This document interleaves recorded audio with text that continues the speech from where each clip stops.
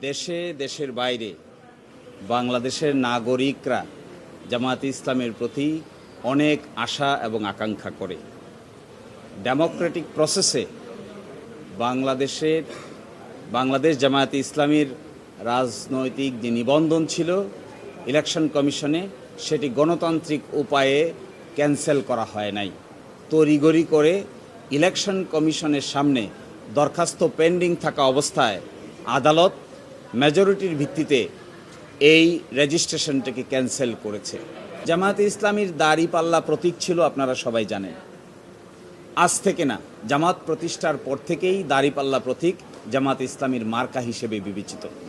বাংলাদেশের সকল সংসদীয় নির্বাচনে জামায়াতে ইসলামী দাড়িপাল্লা প্রতীক নিয়েই অংশগ্রহণ করেছে এবং সবসময় সংসদে আসন সংখ্যা নিশ্চিত করে সরকারেও অংশগ্রহণ করেছে এই দাড়িপাল্লা প্রতীক নিয়ে। কিন্তু হঠাৎ করে 2016 সালে ফুল কোর্ট সভার একটা সিদ্ধান্তের ভিত্তিতে এই দাড়িপাল্লা প্রতীক ব্যবহার না করার জন্য নির্দেশ দেওয়া হয়। আমরা সেটিও আদালতে তুলেছিলাম। আজকে সেটির উপরে আংশিক শুনানি হয়েছে।